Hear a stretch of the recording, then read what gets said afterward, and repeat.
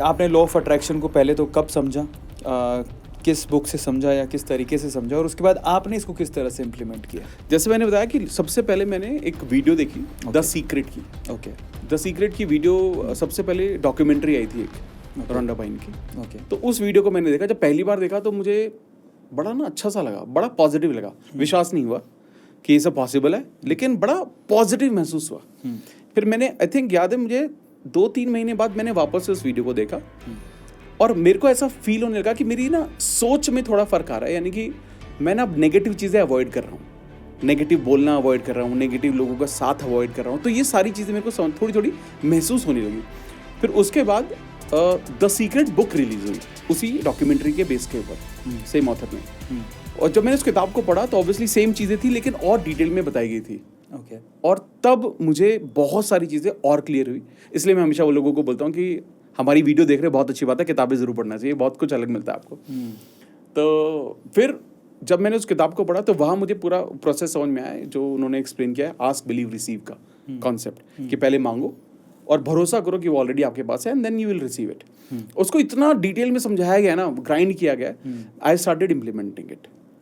ठीक है। तो मैंने सबसे पहले उसको इम्प्लीमेंट किया अपनी ही जॉब में प्रमोशन के लिए। ओके। सबसे पहले।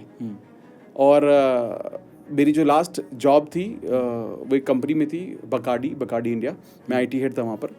तो वो मैंने ठीक ऑलमोस्ट 1.5 साल पहले मैंने विजुलाइज की थी अपनी एग्जिस्टिंग कंपनी में इंक्रीमेंट के लिए। बोला भी था कि मेरा यहाँ पर हो गया टाइप्स, ऐसा करके। और सेम 1.5 साल बाद मुझे ऑफर आया और मुझे वहाँ से और भी ज़्यादा बड़ा पैकेज मिला। लेकिन जब मैंने इसके बारे में सोचना शुरू किया था, उस कंपनी के नाम के बारे में सोचना शुरू किया था, तब तक वो रिकॉर्ड्स में भी नहीं थी। मेरे को कहीं से पता भी नहीं था कि ये कभी होगा। ऐसी चीज़ थी वो। और वहाँ से ना मुझे अपने आप पर ऐसा एक वो हो गया कि यार मैं जो सोच रहा हूँ वो तो हो रहा है, तो क्यों ना अब मैं सब सोचना शुरू करता हूँ।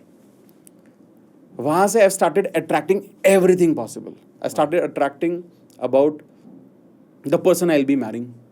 अमेजिंग। ठीक है। तो मैं मतलब obviously I was into before marriage I was into different relationships. तो somehow they couldn't turn up. लेकिन मैं ना कुछ एक आइडियल फिगर हमेशा से सोचता था कि ऐसा इंसान होना चाहिए, हमेशा से।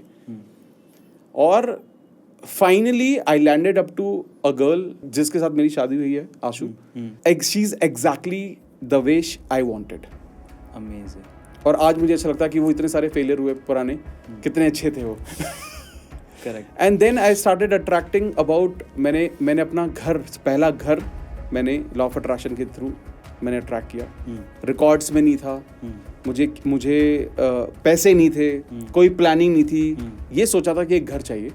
एंड मैंने इसमें अफर्मेशंस लिखना शुरू किया कि मुझे चाहिए, और मैंने विजुलाइजेशन शुरू किया। विद इन सोचिए from zero you have zero bank balance, from buying a house which is almost 1 crore. ठीक है। ऑब्वियसली मुझे थोड़ा पैसा लोन पे उठाना पड़ा, लेकिन मुझे यकीन ही नहीं हो रहा था कि ये मैंने कर लिया। और then when I went back to my notes and affirmation diaries, तो मुझे वापस से समझ में आया कि मैंने ये अट्रैक्ट किया है। सेम वे मैंने आई अट्रैक्टेड माय कार। मैंने मर्सिडीज ई क्लास खरीदी।